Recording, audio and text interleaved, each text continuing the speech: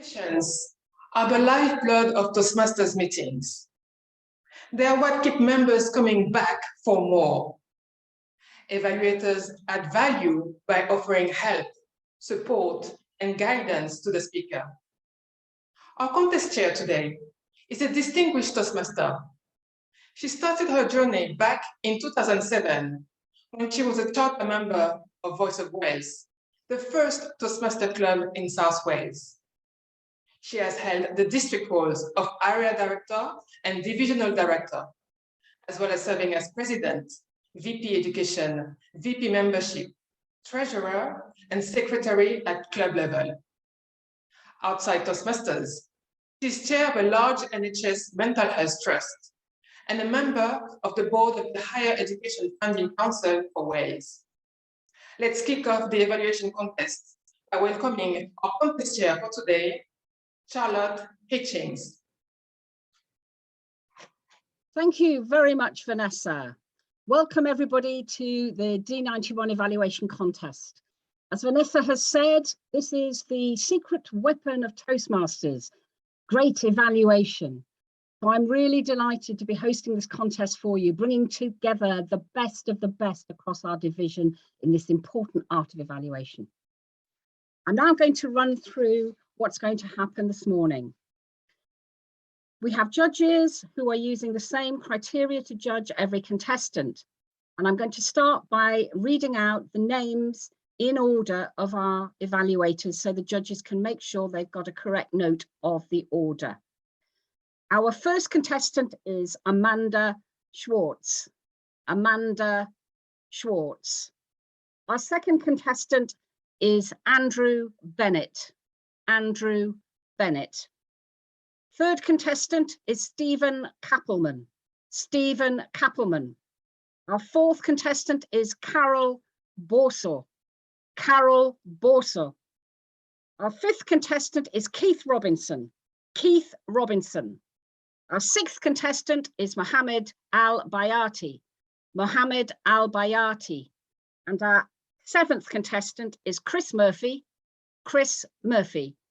Our eighth contestant is Isaac Baker. Isaac Baker. We will be having a test speaker for the contestants to evaluate. And after she's completed her speech, all the contestants and the Sergeant at Arms will be taken to a breakout room. One by one, they'll be brought back in to the contest room to evaluate the speech. The speeches are 2 to 3 minutes. And disqualifications are at less than 1 minute 30 seconds or more than 3 minutes 30 seconds. After they have given their evaluation, the evaluators may stay in the room as part of the audience.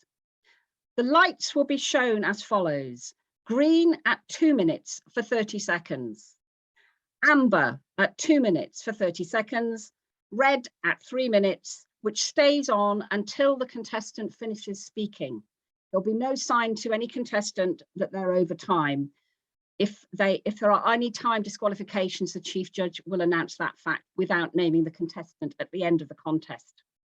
The timing will begin as soon as the contestant makes a definitive verbal or non-verbal sign that they've begun. After the final speech, the Zoom master will remove all the judges and counters and the Chief Judge to a breakout room to finalise their marks and submit their ballots. Please make sure your cameras and mics are off. They should be disabled during the contestants' evaluations. I can confirm that all the contestants have been briefed.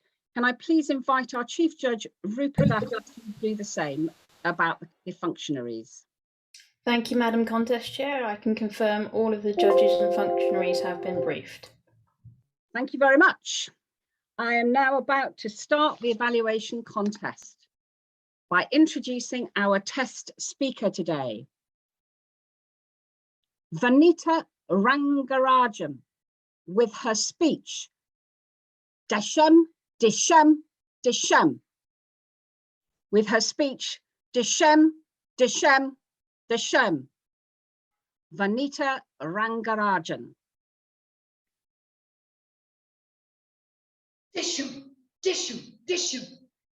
Give it your best fight, Vanita, my colleagues would say, as though preparing me for war before every single meeting whenever we had to organize events for the employees in our company.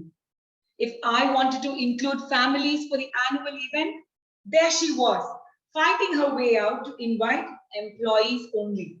If I wanted dancing with a famous DJ, she would vote for distributing gifts without any social interaction. If I was the fire, she definitely was the ice. Contest master, Toastmasters, and guests. Her name was Hina. She and I could not meet eye to eye. Our wavelengths did not match. We could simply not agree upon anything. So much that if I ever went home with a bad mood, my husband would automatically ask, well, what was today's fight with Hina about? At one particular vendor meeting, I found myself arriving early in the lone, dreaded company of Madam Hina. Just 10 minutes of awkward silence seemed forever. Being a Toastmaster, it naturally was on me to break that ice. Where are you from? I asked. 30 minutes later, we found that we had absolutely nothing in common, and yet, surprisingly, an extremely delightful conversation.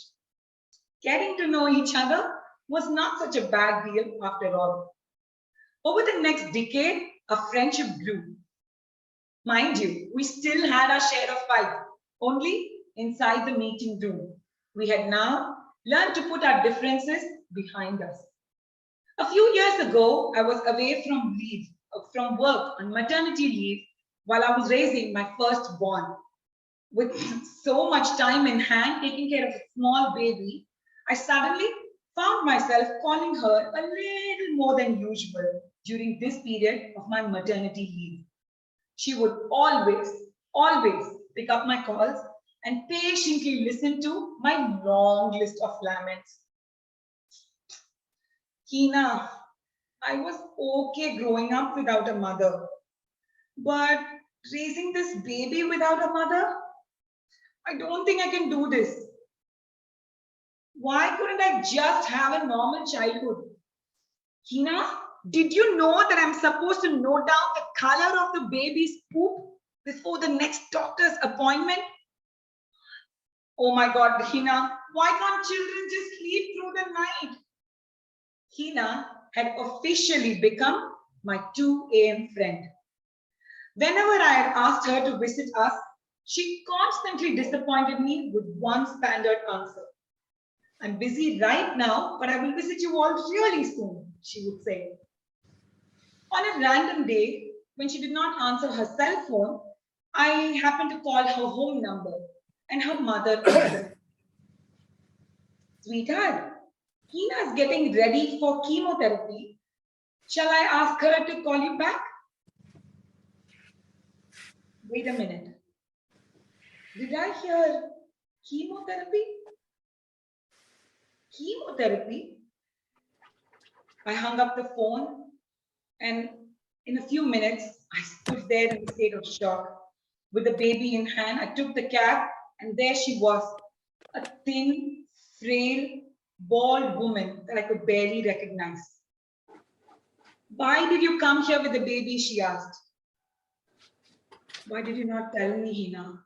I broke down. Suddenly, everything started to explain itself. She had not come to meet me or the baby yet because she was busy fighting cancer. Hina replied with a smile. I didn't want you to worry about me. I'm a fighter, remember? Giving it my best fight. Over the next year, Hina battled cancer like a true fighter. Right after the surgery, she got really busy checking off items of her bucket list. To overcome her fear of heights, she went parasailing. Recently, she signed up on a week-long trek on the Himalayan ranges. A broken engagement that did not go well taught her to love herself a little more and value all the other relationships in her life little better. To overcome her fear of speaking in front of absolute strangers, well, she joined Toastmasters.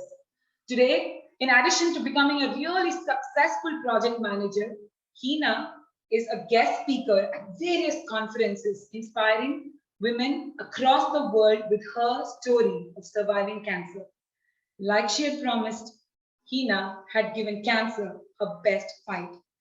Suddenly, all my little worries of managing my life and raising a child without a mother seemed extremely doable. I promised myself that for all my problems, I would never run away. I would definitely give it my best fight. Hina made me realize that all of us, every single one of us in this room probably, we are all fighting in some way or the other. Fighting our fears, fighting our frustrations, and sometimes even fighting our fate. Be it big or small, trivial or tall, everyone is putting up a fight. It does not matter what the fight is about, as long as you are putting up your best fight.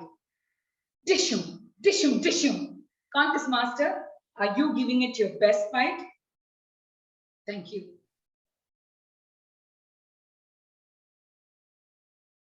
Will the Zoom master now please move all of the evaluation contestants and the Sergeant at Arms to the breakout room, and let me know when this has occurred. Thank you. If you are not already muted, could you make sure you are, please? Thank you very much.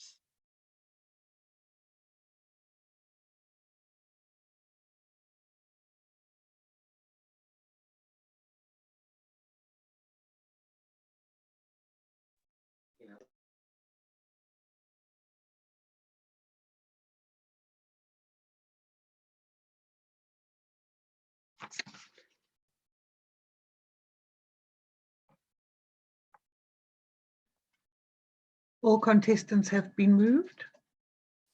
Thank you very much. While we're waiting for the evaluators to do what's very important, which is their evaluation, I'd really like to have a chat with Vanita. Vanita, could you put your camera back on, please? That's lovely, and unmute. If you could put us on the screen together, that would be really good, if that's possible, please, Zoom Masters. We were briefly there, but anyway, we'll carry on anyway. Vanita, thank you very much for that speech. That was a fascinating speech. I'd like to know a little bit more about you. So where do you come from? What's your club? And what's been your Toastmasters journey? Well, thank you so much for the opportunity to speak to your audience, Charlotte. My name is Vanita Rangarajan. I'm currently the District 121 Director from District 121, which is 2 states of India, down south, Karnataka and Kerala. I've been a Toastmaster for over 6 years now. I'm loving the journey, and I'm here on invitation from a certain district officer whom I'm not sure if I can reveal the name. That's a good history of Toastmasters. Have you always been in the same clubs, or have you moved around? Oh, I've visited quite a few. The pandemic, in fact, has opened up opportunities for a lot of us to see the outside world. So I've been fortunate enough to visit a few clubs online. We've recently started meeting hybrid inside of my district. So we started going back to our in-person meetings, keeping the online attendance intact. But yes, every opportunity to meet members across the world, the COVID pandemic has done that possible for us now.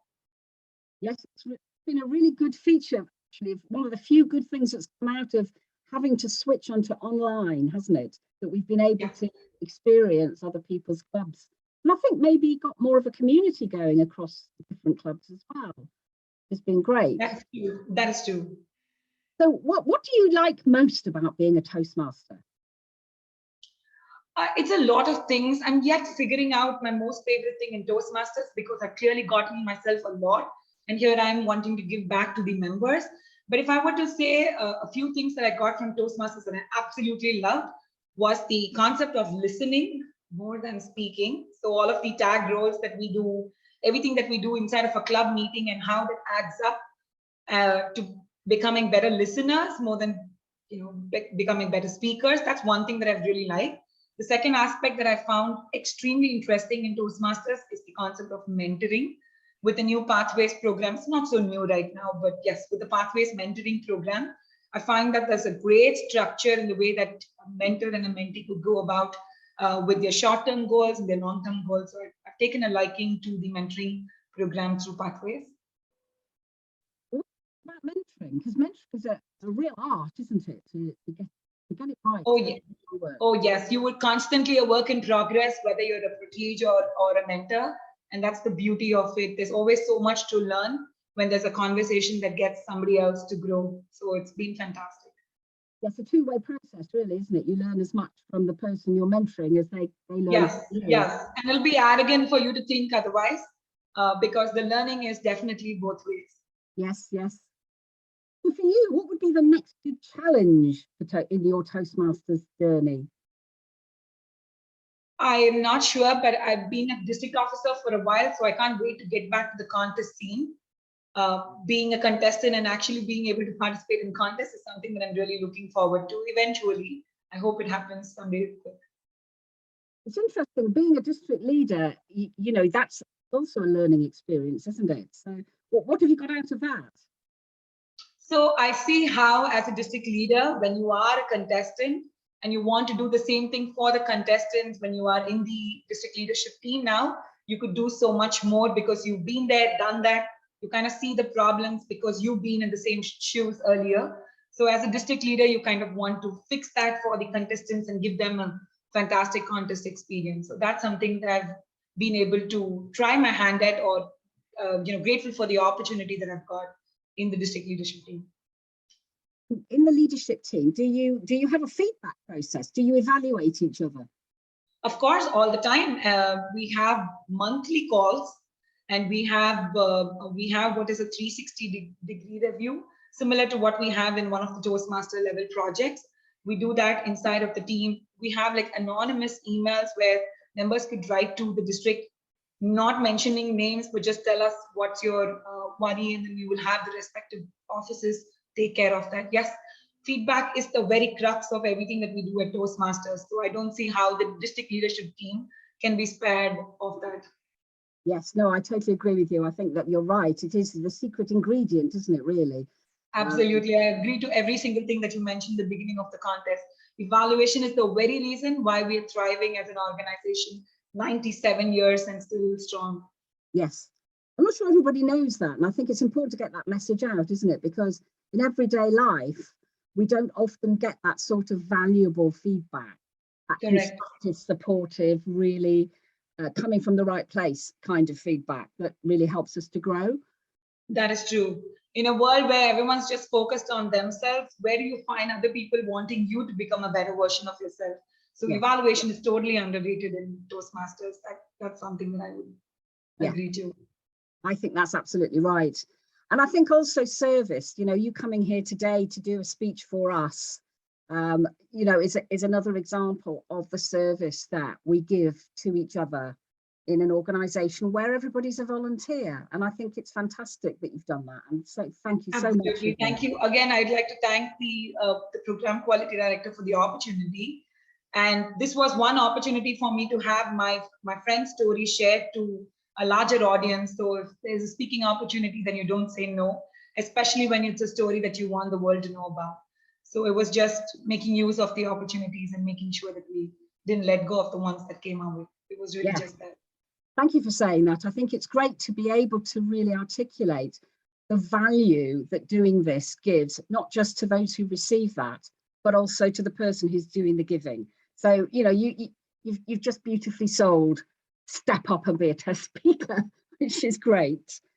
Now, I'm wondering where we are with the evaluators. So I'm just going to check in for a second, but if you'd stay there for a minute, Vanita, just in case we still have to chat, because there's always more I can talk to you about.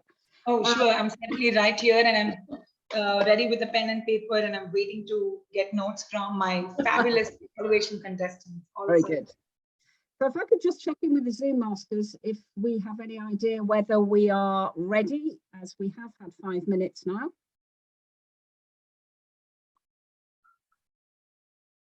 I hear nothing. I therefore assume we're not quite ready. So yeah, I'll just checking it out. Just checking it out. Okay, that's great. Thanks. Well, while you're checking it, Vanita, what do you do outside of Toastmasters? I'm sorry, did you ask me my website?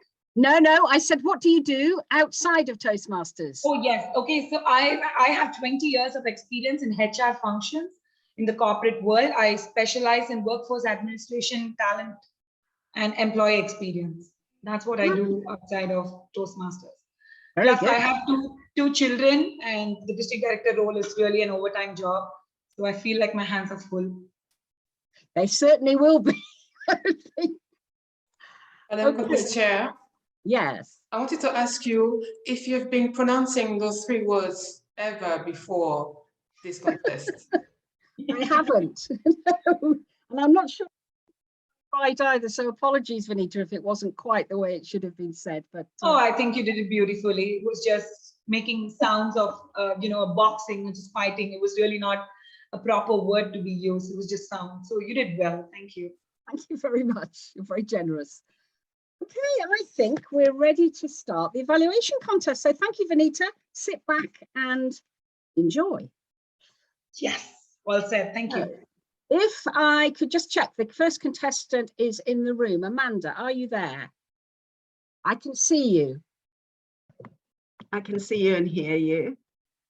Thank Good. you. I just can't see the Timer, yes, just make sure you've got the timer pinned if you can. If I could ask Vanita if you could go off camera, that would be great. Then hopefully we will only have me, the timer, and Amanda on screen. Have you see the timer now, Amanda? no. Okay. Let's just take a second then to make sure. Yes, I can. Thank you. Very good. Excellent. So I can see and hear you. You can see and hear me. Are you ready? I am. Thank you. Very good. Our first contestant is Amanda Schwartz. Amanda Schwartz.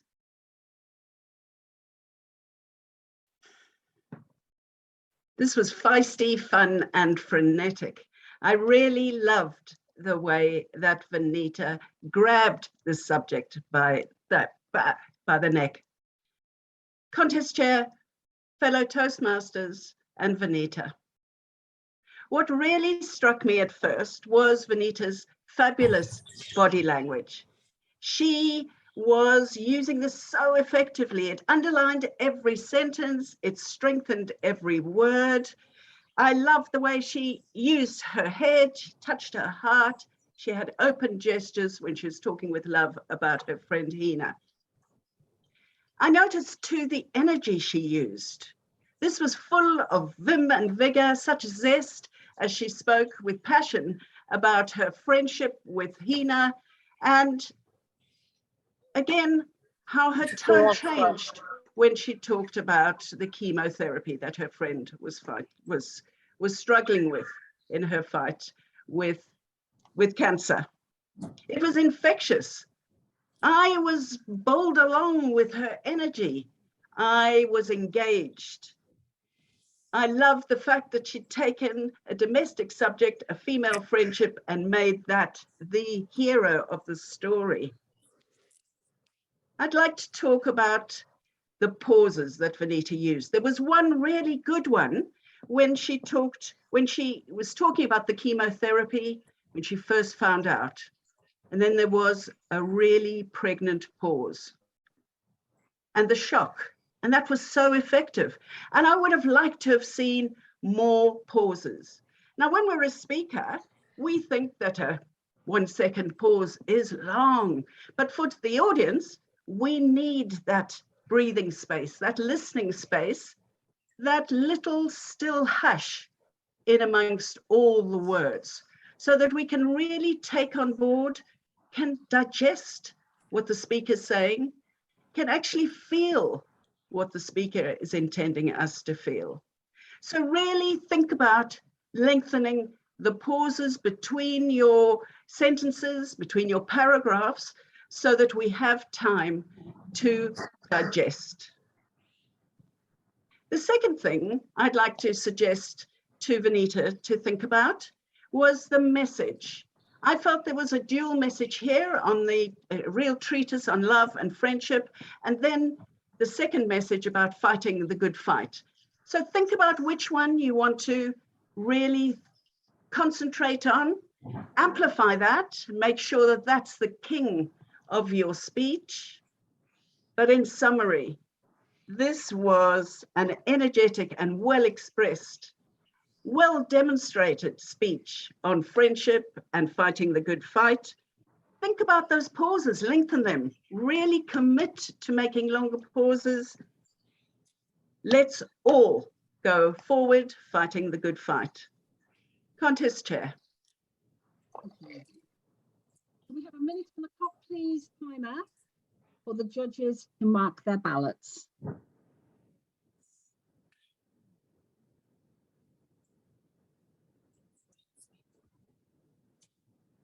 Well, yeah, compared to usual. I said we'll just sleep around 2 o'clock in the morning. Can the Zoom masters please make sure everybody is muted? Yeah, there seems to be some issue with muting. I'm not sure why I'm not able to mute people. Well, in that case, can everybody please make sure they're muted?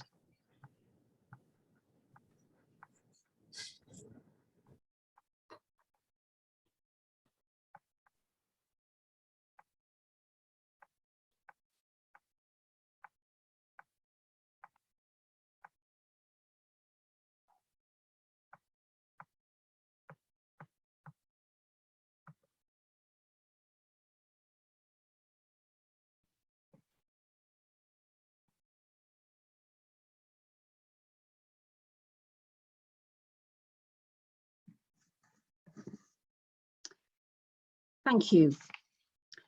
Our second contestant is Andrew Bennett. Andrew, can you make sure that your camera is on and that you are unmuted?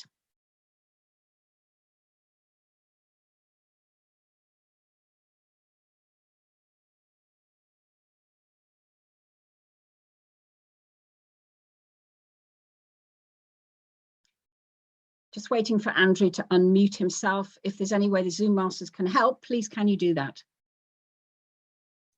Yeah, I've asked him. Yeah, here you go. I've asked him to unmute. He doesn't seem to be able to do that though.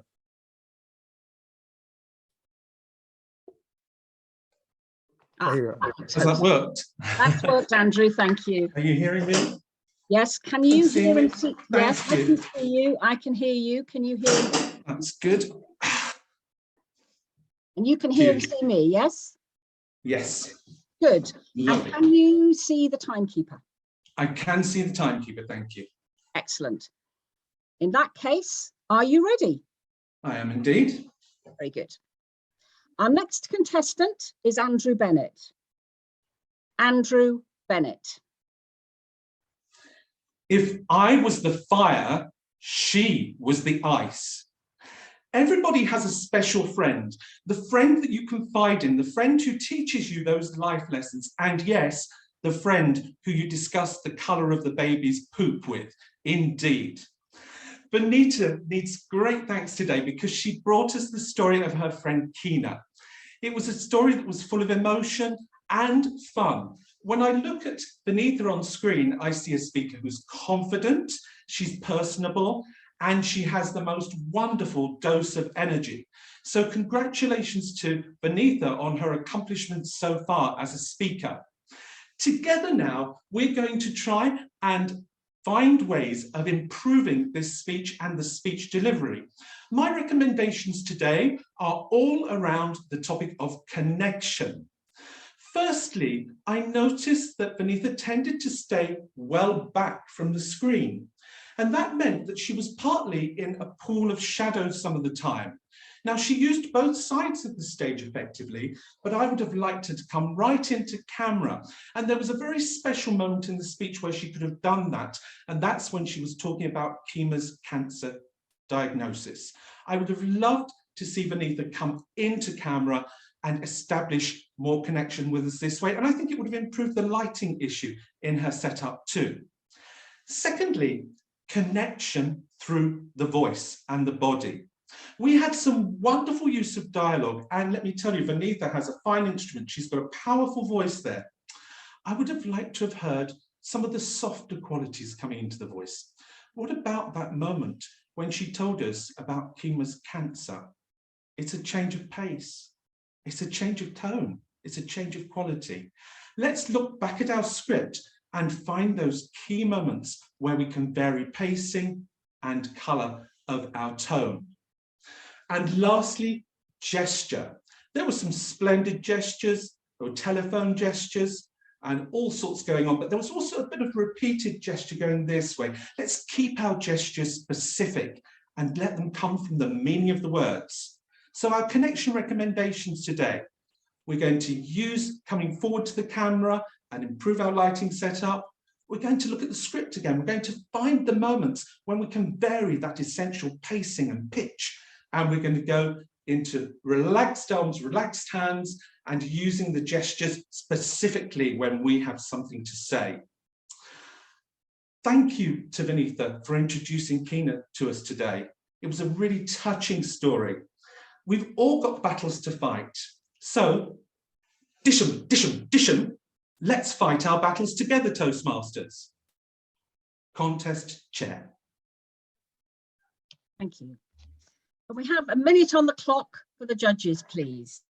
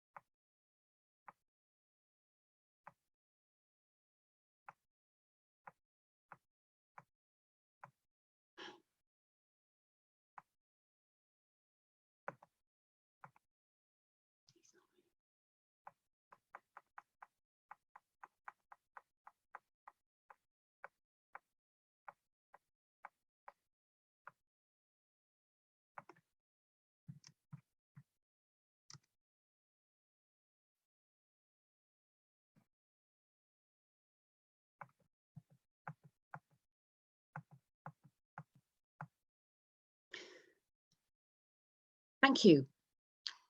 The next contestant is in the room. Stephen, can you make sure that you are unmuted, please? Muted. I can see and hear you. Can you see and hear me? I can see and hear you. Have you got the timer in your line of sight? Yes. Let me just pin it. Okay. Yeah, fine. Excellent. Are you ready? Yes. Our third contestant is Stephen Kappelman. Stephen Kappelman. This morning, we heard about the emotional roller coaster that is the relationship between Vinitha and Hina, as well as the lessons for all of us to take away. The first thing that I loved about Vinitha's speech was the emotional triggers she built into this speech. When we found out that Hina was going to chemotherapy, I think all of us felt that lurch in our stomach. We were brought as an audience into this story. We felt the emotion pouring through us. The reason that's so important is because it doesn't matter how good a speech is, how well it's delivered, how good the body language. If we don't feel that emotional connection as an audience, we will not remember the content with the clarity that it deserves. The second thing I would commend Vinitha for today is her use of non-verbal communication. It's very easy in a post-pandemic Zoom world to be lazy with the cinematographic experience of the audience. What Vinitha did very cleverly is she positioned the camera far back in the room. That allowed her to walk forward to the camera, to walk back, move side to side, bring in those gestures. 90% of communication is non-verbal. It's not so much what we say, but how we say it. And by positioning the camera like this, it allowed Vinitha to create the experience of being a real live audience through the medium of Zoom. How could Vinitha have made this speech even better? Well, the first thing I would recommend is to focus more on the signposting and introduction. At times early on in the speech, I felt a little bit lost. And I think it would have been beneficial for the audience to know, here's what I'm going to tell you, here's how I'm going to do it, and here's why it's important to me. I think building in that additional level of signposting early on would be really helpful, because as an audience, we're not always good at listening. We're not always good at listening when we haven't been told what it is we need to listen for. And by building in more signposting, it's about giving the audience the framework they need to remember your speech more clearly. The final recommendation I have for Vanita is to slow down. There were poignant moments in this speech where I feel like a pause was missed. When Hina first was discovered to be going through chemotherapy, the birth of the first child, the subsequent recovery of Hina, these were poignant moments that as an audience, we needed a pause. We needed Vanita to slow down and let that wave of emotion run through the audience so that we feel it in the most intense possible way. And to do that, it requires pauses. But in summary, this was a fantastic speech. I loved the emotional trigger. I think we all felt that really strongly in the audience. I loved the use of non-verbal communication and setup of the camera. I think was really helpful. I'd like to see Vanita slow down at poignant moments and bring in a little bit more signposting. But I think all of the audience will remember, dushum, dushum, dushum. Thank you, Vanita. Back to Madam Contest Chair. Thank you. We have a minute on the clock, please, for the judges to mark their ballots.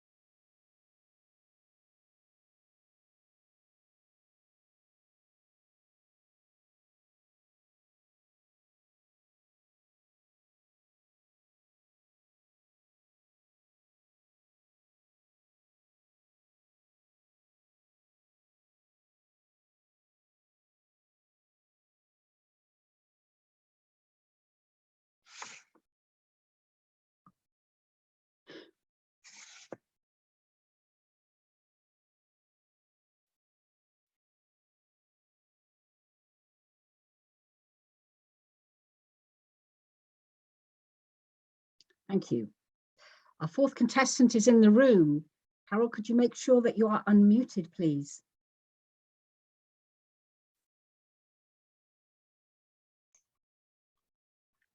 I think you've achieved it. Yeah. Can you hear me?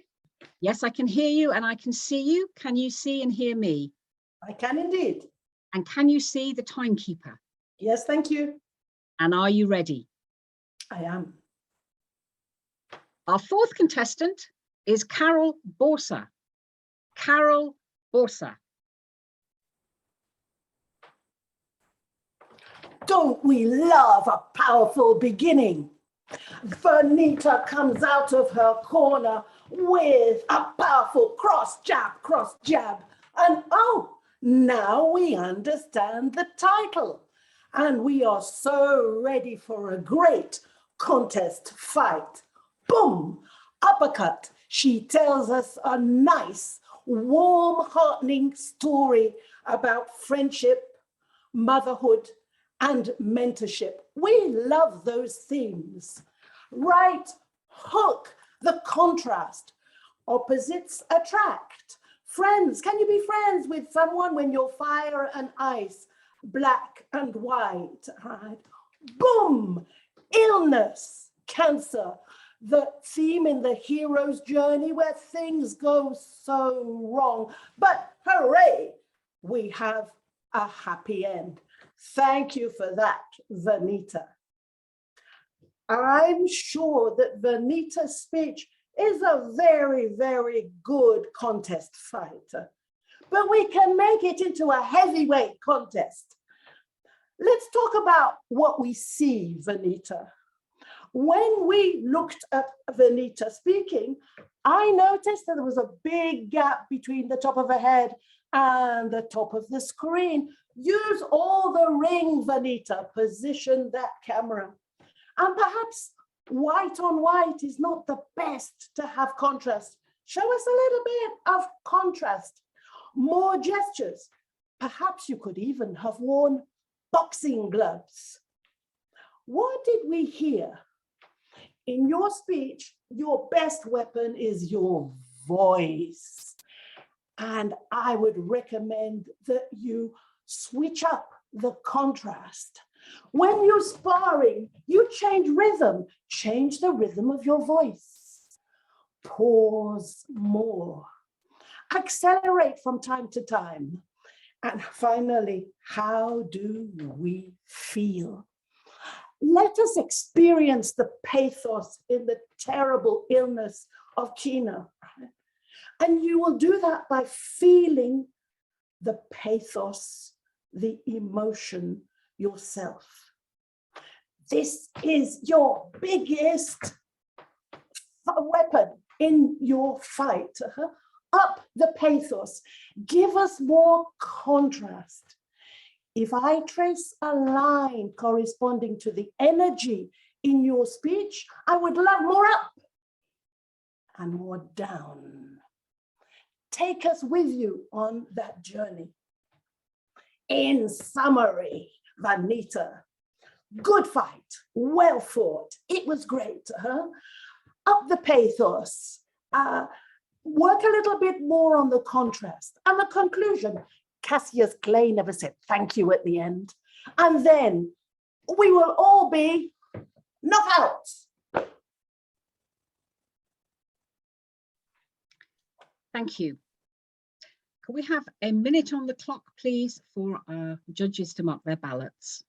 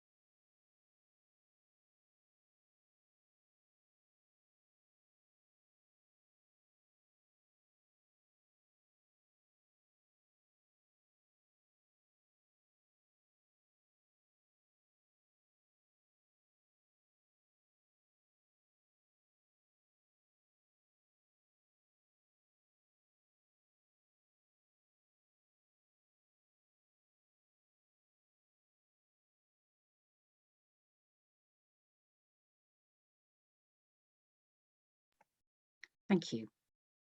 Our next contestant is in the room. Keith, could you please unmute yourself?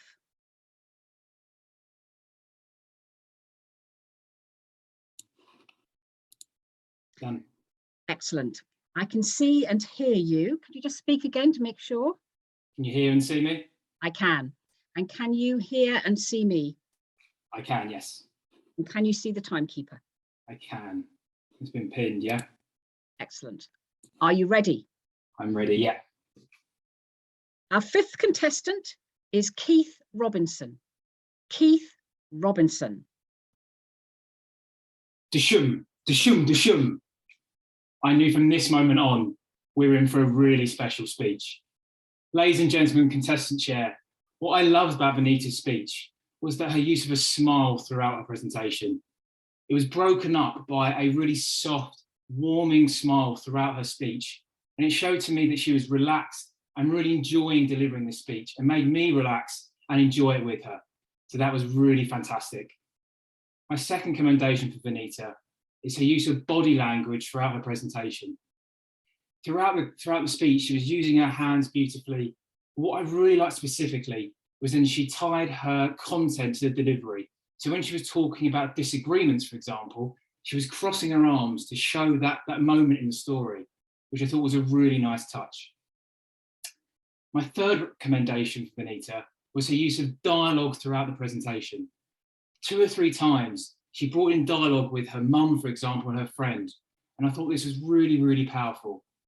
So, for example, when she was on the phone to her mum saying, "Why can I have a normal childhood?"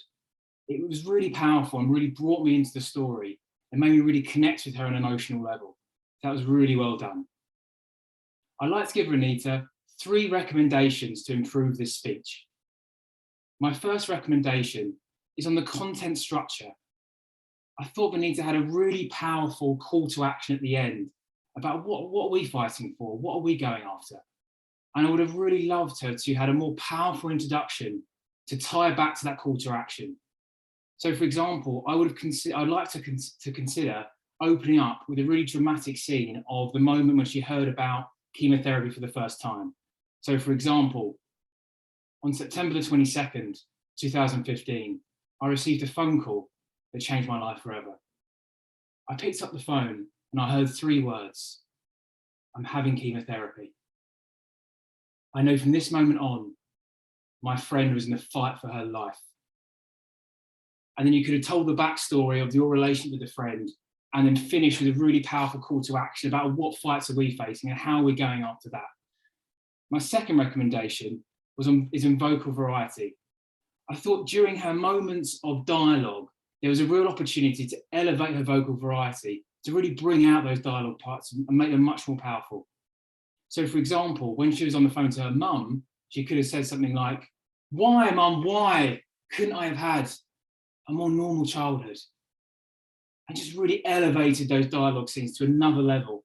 I think that would have really shined through in her speech. My third recommendation is on pacing. I would have liked to change up the pacing a little bit further.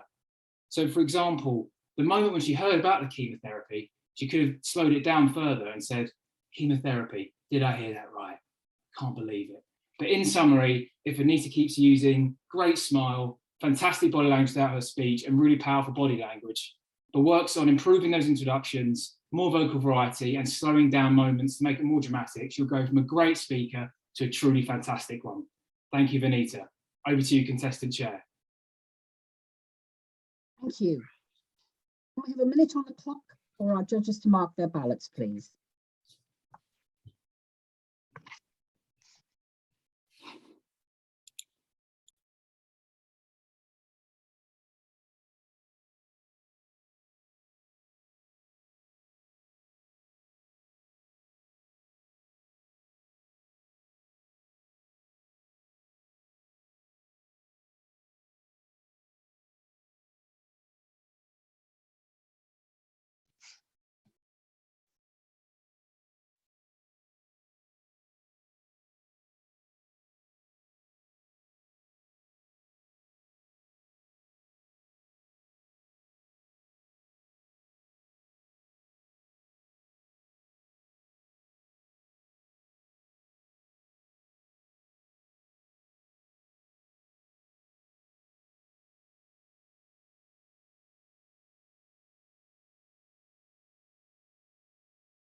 Thank you. Our next contestant is in the room. Mohammed, can we please unmute Mohammed? Oh, there you are, it's done. Can I hear from you, Mohammed, so we can make sure we can hear and see you? Yes, can you hear me okay? Yes, that's fantastic. I can see you, I can hear you. Can you see and hear me? I can hear you, yes, and I can see you. And can you see the timekeeper? Is it timer 1? Yes. Yes, I can see the timer as well. Very good. Are you ready? I'm ready. Our 6th contestant is Mohammed Al-Bayati. Mohammed Al-Bayati. Dishu, Dishu, Dishu was the cry to arms that we heard from Benita, and she called us up to fight against all our problems. Benita invited us on a journey with us, jumping straight into a story, an anecdote of her relationship with a work colleague, Henna. She told us about the woes that she incurred with her colleague, and yet, over a period of a decade, how a beautiful relationship developed. So much so that during her maternity woes, she would call Henna and ask her for advice and also complain to her about the issues that she was having with her newborn. And this brings me to my first recommendation. The crescendo of the maternity woes really were juxtapositioned against the tragedy and the story of the chemotherapy that her friend Hannah was going through. I would have liked her to perhaps use a bit more emphasis on this point, because the contrast in what she was dealing with and then the chemo that her friend was dealing with just really wasn't there as much as I would have liked to see. Perhaps she could have used a greater pause, some facial expressions to show how distraught she was at hearing such sad news. My second recommendation was perhaps listening to Henna's great approach to her health issues. Perhaps I would have liked to hear what inspired Venita, but what are the things that she managed to tick off her bucket list, being inspired by her friend Hannah. But my best commendation for Venita was the use of juxtaposition all the way throughout her speech. If you notice, she started off by talking about her woes with her colleague that developed into a loving relationship. She started talking about how using fire and ice to describe their relationship and their personalities. And then more importantly, how she described the new life that she held in her arms and the fading life of her friend. Venita really showed us that sometimes, as Carl Jung once said, the things that irritate us in others can sometimes lead us to an understanding of ourselves. And with her speech and her call to arms, dishu, dishu, dishu, we can all face our problems together. Madam Contest Chair. Thank you. A minute, please, timekeeper, for our judges to mark their ballots.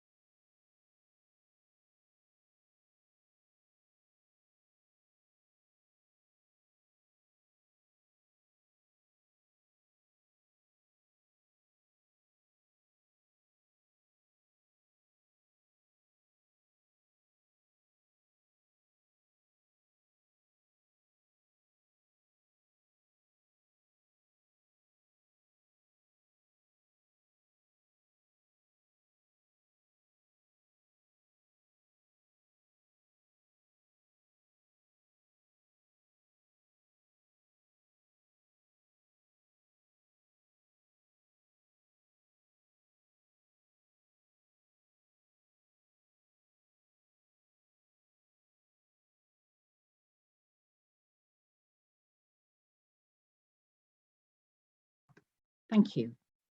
Our seventh contestant is in the room. We make sure that Chris is unmuted, please.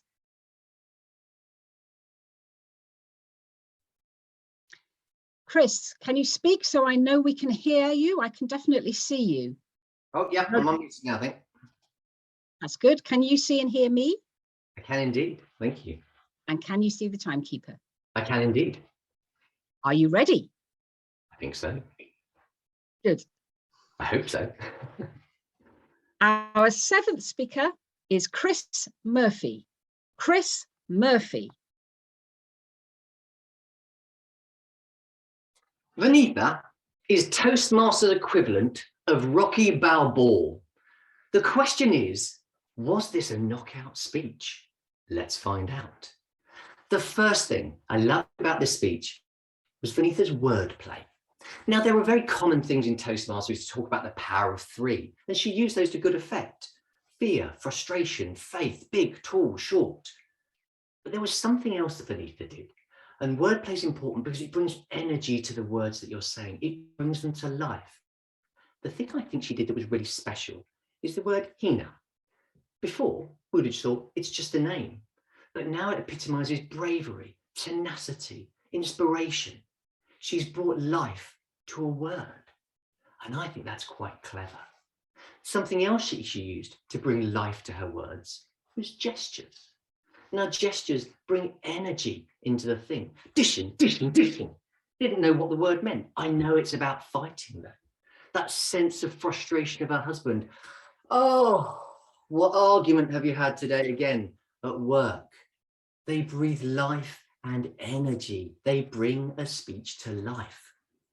Now, how else could this speech have had more life brought to it? Well, it was an inspirational speech. And at the heart of that is connecting with an audience. And one thing to think about is the rhetorical questions. See, Venita put in one or two, But at the poignant moments, reconnecting with your audience is really important. Have you ever felt overwhelmed when she was there with the baby? Have you ever felt so frustrated, so lost when she met Ina at the door? Have you ever felt so shocked that you got something so terribly wrong or missed the clues? They connect with the audience and allow them to understand the emotion that you were feeling at that time. The other thing with an inspiring story, I mentioned about emotion, of course, but what you need is you need lows and you need highs. We know the high, and we'll come to that in just a second, but that moment when that door opened and you saw Hina with no hair, I felt just my heart had been ripped out, strengthening that connection to understand how you felt. The fire that was in her eyes before had gone out. What we're doing is we're establishing this low before we go on to the next stage. And that's so important for the audience to see that, because they can then go with you there at that low point. Because the point that I love most about the speech is the inspirational story. We're all humans and individuals with hardships, but some of it is about context, of understanding where we are and where we can get to. Cancer patient to triumphant employee, bucket list achieved.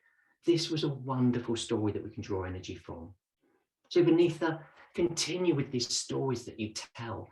Things you might like to think about is using those rhetorical questions, because that can again connect with the audience, establish those emotional low points, but the things beautifully, the wordplay, the gestures, and these lovely inspirational stories that help connect us as an audience. Because as we look now as to go forward from this speech and ask that question, are we going to fight our best fight? Well, the simple answer is, I hope so. Because it's round one, gloves on. Thank you. Thank you. Can we have a minute on the clock, please, for the judges to mark their ballots?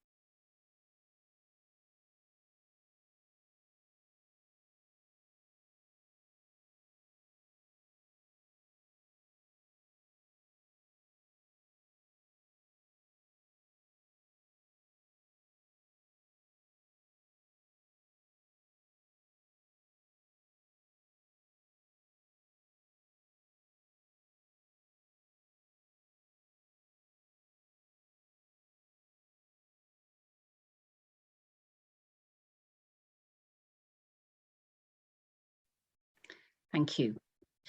Our eighth contestant is in the room. Isaac, can you speak so we know we can hear and see you? Hi, Charlotte. Can you hear me? Can you see me? Yes, I can. And can you see and hear me? I can. Can you see the timekeeper? I can. Are you ready? Yes. Our eighth contestant is Isaac Baker. Isaac Baker. Madam Contest Chair, fellow Toastmasters, and very welcome guests. Vanitha got her speech off with a bang with that intriguing introduction. The repetition of that title, Dashem, Dashem, Dashem, hooked me in because I'll let you in with a secret. I've got no clue what that word means. So I wanted to learn more. I wanted to know what this speech was going to be about. Vanitha continued to hook us in with that introduction by explaining to us that this topic was of emotional importance. I remember that beautiful contrasting metaphor. If I was the fire, she was the ice. Vanitha showed us how this was a story of importance because this other woman had impacted her emotionally. And then finally, right at the end of the introduction, once Vanitha had grabbed our attention firmly, she put us out of our misery by explaining to us what the speech was going to be about. The topic was Vanitha's changing relationship with the lady Hina. Now, although this introduction was excellent, to improve the speech even further, I would like to see it matched with perhaps a bit more of a forceful conclusion. I thought the conclusion message was really good, this kind of inspirational story of how Hina had succeeded in her battle against cancer and how we could all learn from that. But to make it even more impactful, I'd like it to see a bit more personality that could show us as the audience how that message is applicable practically in our lives. So how would I do this? Well, first of all, I would perhaps say something like, you know, in our work lives, in our relationship lives, in our Toastmaster lives, something that everybody here has a common interest in, we can use Hina's story to make our life even better. And that would have perhaps grounded that message and given it a bit more weight to each of us individually. However, in my opinion, the best part about Vanita's speech was that excellent variety of speed and tone. In the beginning, there was that energy, that passion, that speed of Vanita's initial anger towards Hina, but then happiness as that relationship improved. But then, halfway between the speech, Vanita slammed on the brakes, completely slowed down as she'd heard that horrible news of her friend getting cancer. There was a huge pause. And that contrast made me stand up and get attention to that important message that Vanita was bringing. That contrast in speed really lent itself to a great story and contrasted the speech overall between the initial energy and that slow realization of what her friend had gone through and succeeded.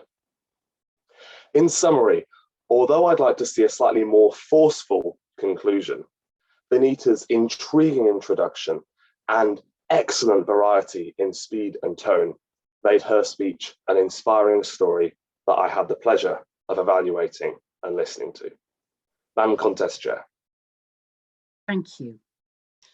Can we have a minute on the clock, please, for judging?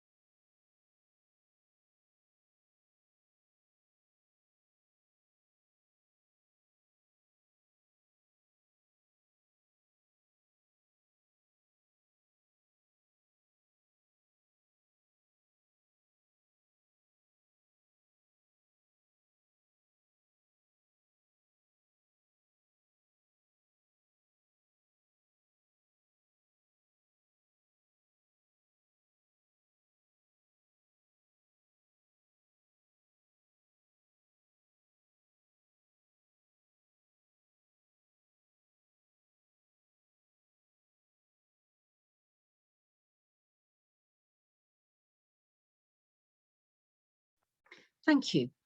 The Zoom masters will now move the judges, the chief judge and the counters to a breakout room. And I would be appreciative if the Zoom master could let me know when that has been completed.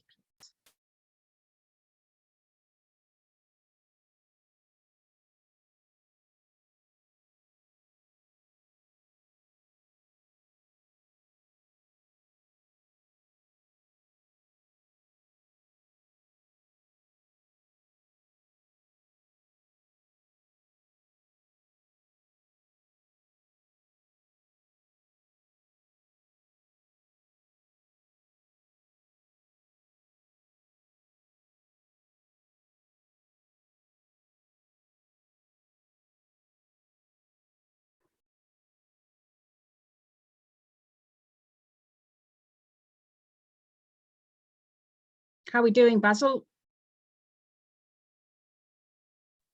Yes, yes. Just two or three judges left. Thank you.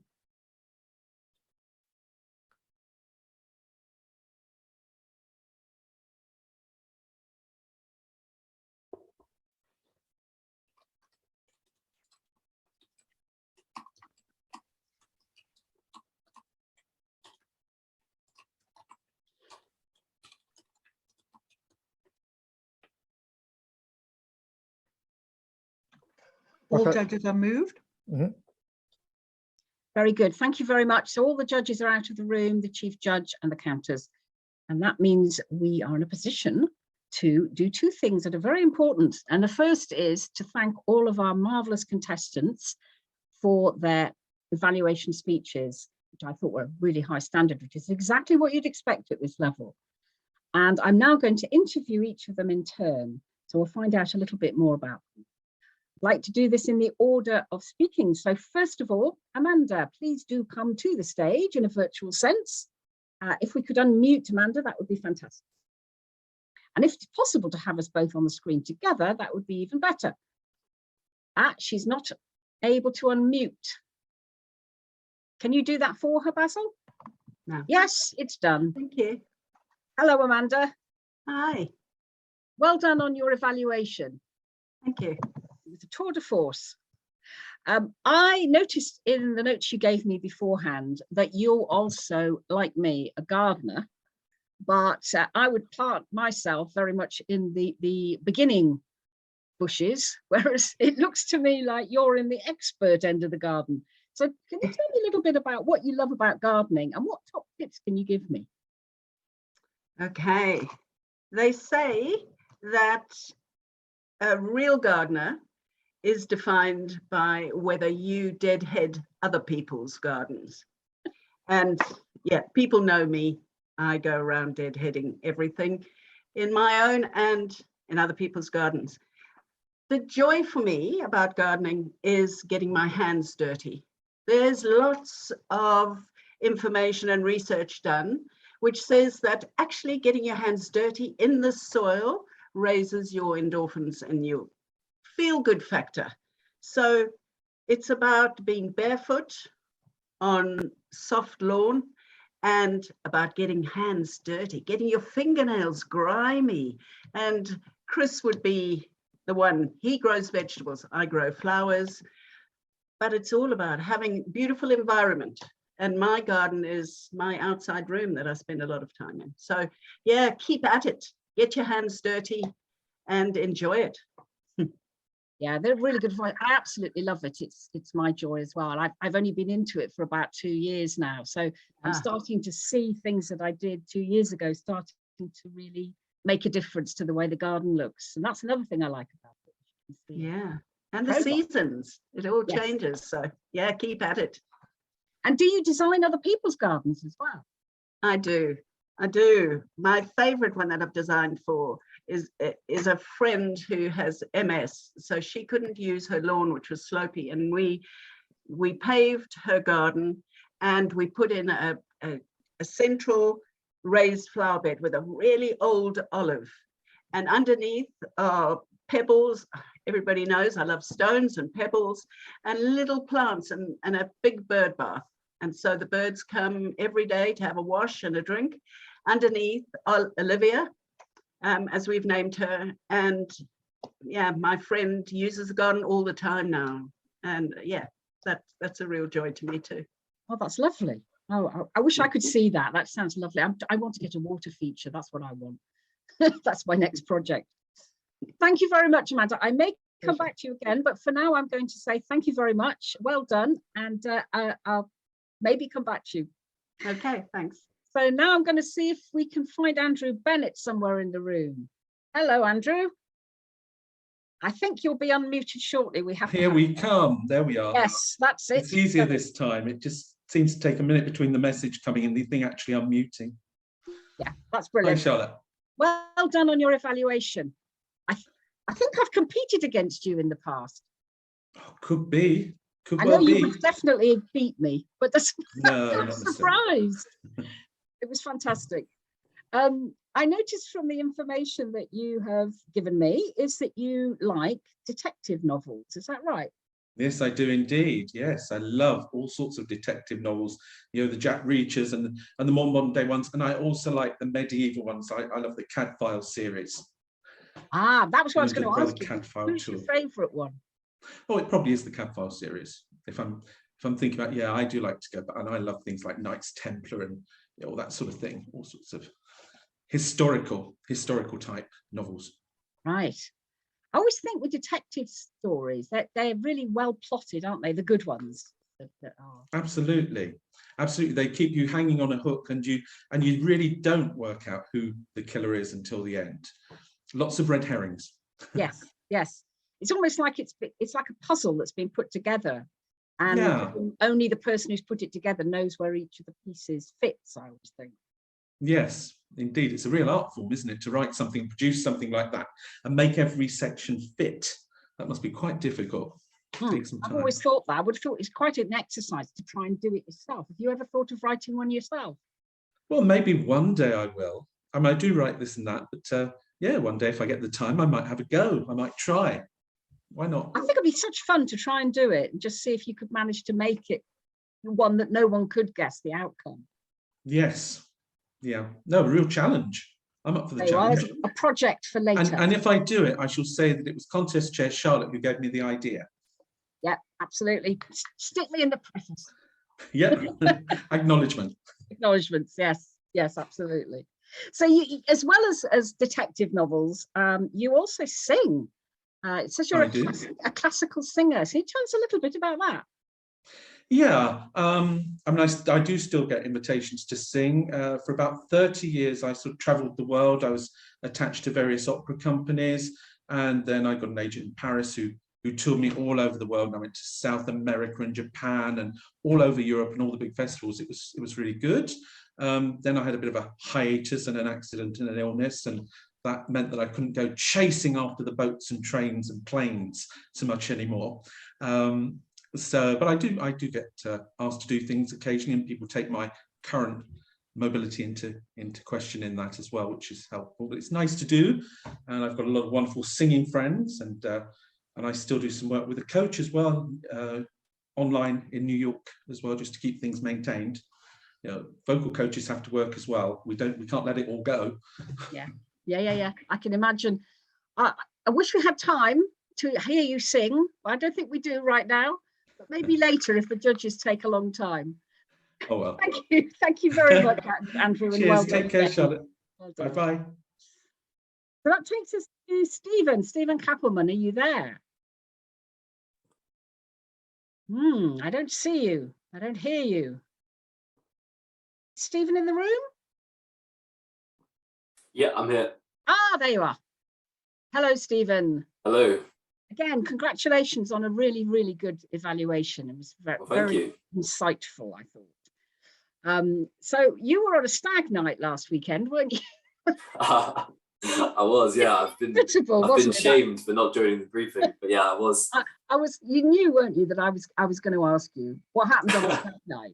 Well, I said to my family earlier, it was quite funny because you said if you could find a quiet spot on the stag, you could join the briefing, and I think anyone who's been on a stag do in Dublin will know that it probably wouldn't have been a quiet spot, so I saved you from that.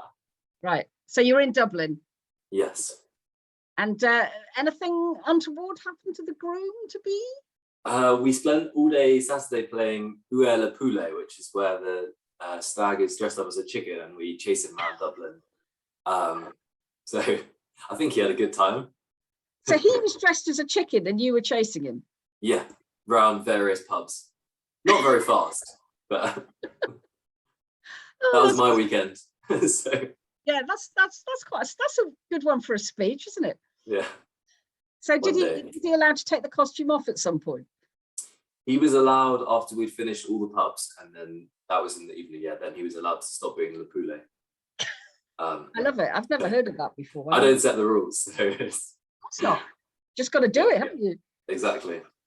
So another thing I've noticed is that you're inspired by stand-up comedians, because you think, oh, that would be tough. But you know, what inspires you is quite often what you secretly want to do. Is that the case with you? It is, yeah. Not because I think I'd be very good at it, just because I think it's terrifying, and I really want to try it at some point. So that's my kind of next goal with Toastmasters. I've been doing Toastmasters kind of on and off for probably 4 or 5 years now, but and I feel like some of the fear of public speaking has gone away, and the next thing that like still really scares me is the idea of going on like an open mic set and actually trying to make people laugh actively. So that's my goal for the next few years. I just need to force myself to do it. Yes. Well, we look forward to seeing you somewhere near us on a stage, telling us a few gags. You be careful what you wish for. Thank you, Stephen, and congratulations again. Thanks. And can I ask Carol to join me, please?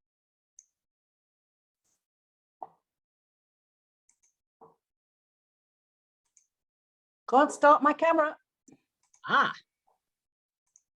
Can hear you though, so that's a good start. Here I am. There you are. There you are, Carol. So, Carol, getting up in the morning inspires you. That's a fantastic thing to be inspired by. Well, it's just as well because we have to do it every day. So it's better to get up with a smile on your face rather than a feeling of dread or doom and despondency. But I have to say that I was very much inspired by our target speaker because during the pandemic, I just knew that I had to get out and start moving. So for over a year now, I have been having boxing lessons. I signed up with great trepidation, but now I'm hooked, right hook. So I was very pleased to hear the theme of our speaker. That's a really interesting thing to take up. What made you want to do that? Weight gain and feeling that I really just, all my work moved online. So I just wasn't moving enough anymore. And I tried boxing before and I really enjoyed it. I find it very therapeutic. It's a great way to get moving and work out your frustrations and keeps you on your feet. And I've got a cute boxing coach too. You slipped the most important bit in last. So you mentioned working online. What is it you do, Carol? Well, I run a company and our three activities are corporate language training, translation and interpreting, and quite a bit of coaching in the field of meeting organization, how to use Zoom now. That's something that I've learned thanks to Toastmasters. Very good. Well, you'll no doubt be our next contest chair. If you don't want to compete anymore. I would love it. That would be an honor. Thank you very much, Carol, for your fantastic evaluation today. Well done. Thank you. Thank you. Now I'm going to ask Keith to join me, please. Hey, Charlotte. Hello, Keith. How are you? I'm very well. Thank you. How you doing? I'm very good, thank you. And I'm just going to ask you, you haven't given me an awful lot of information, so I'm going to right into the thing about leadership, because you put that down as something you're interested in. Yeah. So what attracts you to the concepts of leadership, and what's the most important thing a leader needs to have, do you think, as an attribute? Yeah, that's a good question. I think the whole concept of sort of serving, I think, is really what I think leadership's really about. I think just helping others grow and improve and be the best version of themselves. And that's how I define leadership. And what was the second part of your question? You asked the next part. Well, yeah, the most important attribute and what attracts you to the whole area of leadership. Yeah, just contributing to a community, helping others improve, be the best version of themselves, and yeah, seeing others grow. And I think the most important part is just making sure that it's about helping others rather than yourself. I think everybody's seen a leader or being led by someone who it's about them rather than other people. So I think that focus on the other is probably the most important part of leadership. Yeah, it's a really important concept in Toastmasters as well, isn't it? Yeah. What do you think, Charlotte? What's your definition of leadership?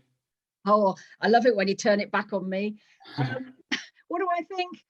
I think service is very important. I think authenticity and being yourself and bringing your whole self to being a leader is really key. And that's what I've learned over the years. But the only other thing I was going to ask you was what your business is, because I could see that you run your own business. Yeah, so I co-own a data consultancy. So we offer consultancy, training and mentoring services to companies to become more data-driven as a top line. Brilliant. Okay. Yeah. Well, thank you very much. And thank you. Thank you for your effort today. Yeah. Thank you for your wonderful evaluation. Thank you. I can see that our chief judge is back. We still have 3 interviews to go, Rupert, so if you don't mind hanging on, I will finish those off. Can I invite Mohammed to the stage, please? Hi, Mo. Hi, Charlotte. Very good. You have quoted and talked about being inspired by courage and growth in adversity. So if this isn't too personal a question to ask, has that come from personal experience or from somebody you've known, or what is it about it that's inspired you? Well, it's my father's story, really. We came to England when I was a young child, but he, in his lifetime, has suffered great adversity, having to leave practically a year into his marriage from everything that he's known in his country, which is Iraq, to come here and to really start over again. And we really went through that new beginning. And it was really tough because English was not the first language, it was a second language. And, to watch him triumph over that, to eventually going back to Iraq to form a new government, to then become a representative at the UN for the country, was for me a really inspiring story and a lot to live up to, I must say. But it's always been a kind of, for me, I really find anyone who triumphs against adversity as an inspiring character. And the most successful people have always triumphed over certain difficulties in their lives at some point. I can certainly see, having heard that, why you would feel that and be inspired by that. Thank you, Mohammed, and thank you very much for your wonderful evaluation. No problem, thank you. Could I just have a quick word with Chris now, please? I can see you. I'm not sure whether you're unmuted. Okay, can we unmute Chris quickly? Doesn't look like it's happening. That's a bit sad. Zoom Master, can you unmute Chris?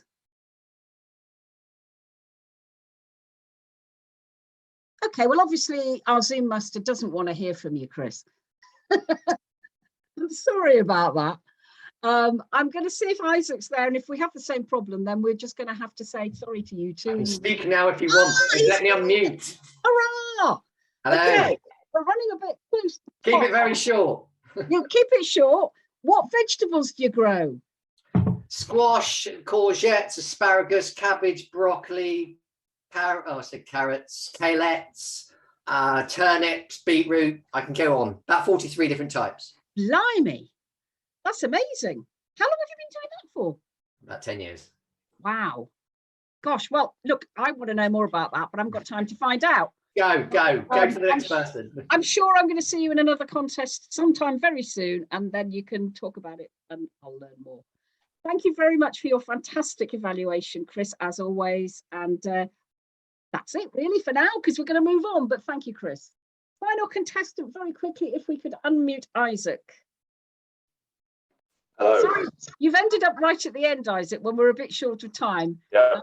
So it's not for my benefit, because I know you very well, because you come to our club quite often to speak, and you are absolutely inspiring, really inspiring. And the only thing I'm going to ask you then is, what is it that you like about the quote by Mandela, "I am the conqueror of my soul"? What does that mean to you?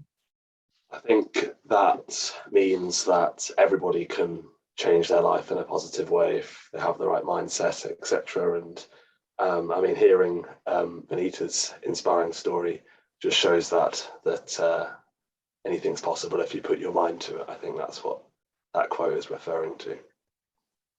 I think you're right. And you're a living example of that yourself, actually. Everything you've done with being so young, you've done so well in Toastmasters, and yeah, thank you. May it continue. Thank you very much, Isaac. Thank you for your wonderful evaluation. Okay, I now know that Rupa's in the room. I can see her, so I'm going to pass over and introduce you to Rupa Datta, who is our Chief Judge today. Rupa.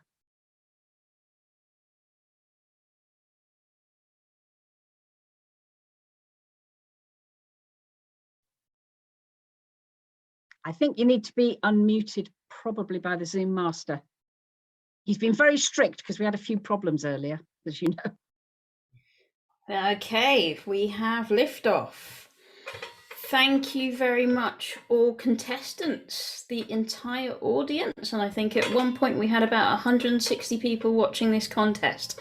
I believe our target speaker had to leave because she's at another conference as well.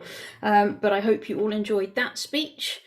Thank you very much, Contest Chair, for leading us through these proceedings.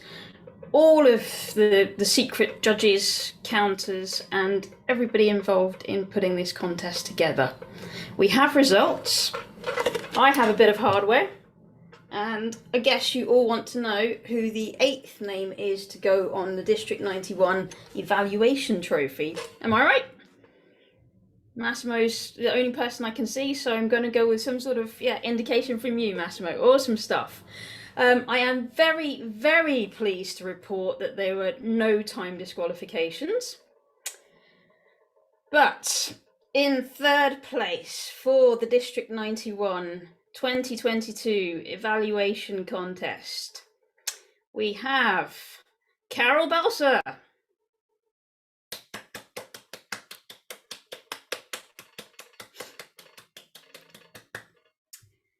In 2nd place for the District 91 2022 evaluation contest, Chris Murphy.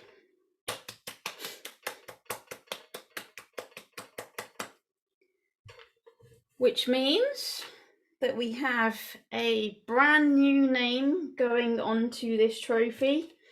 Your District 91 evaluation contest champion for 2022 is Distinguished Toastmaster Andrew Bennett.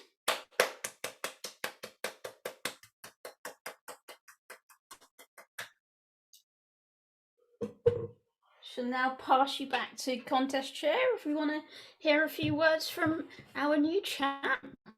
From one trophy coming back to the district, and another one coming to you, Andrew. Thank you, Rupa. Andrew, well done. Yeah, amazing. Amazing. Great contest this morning. Thank you to all the contestants. Being drawn relatively early, I could hear a lot more of the evaluations. So it was really nice to sit back and Amanda, I'll be catching up with your evaluation when they post it, because yours was the one I didn't hear. But really well done, everybody. I think it was a really enthusiastic contest. And of course, we had a great target speaker who got us all enthused up as well. Yeah, well done. You did a brilliant evaluation. And I think you would also feel very satisfied because you saw how high the standard was, and that probably makes it even more of a feeling of joy, perhaps. Yeah, absolutely. And isn't it nice to feel that every single year, we're progressing. Isn't that a nice feeling for us to have as a district? I think that's a really great thing for us to have as a district. Yeah, that we're working and we're pushing our standards and we're getting better at what we do. Yeah. These are really real exemplar evaluations we saw today, and yours was the pick of the crop. So thank you so much, Andrew. Congratulations and well done. Thank you very much, Charlotte. It's now my time to say goodbye, and my final thanks to everybody, to Rupa, Chief Judge, all the judges, the counters, our wonderful timers, Sue and Ken, and our Zoom masters who did a sterling job. So thank you all very much, and I'd like to hand you back, please, to our MC, Vanessa.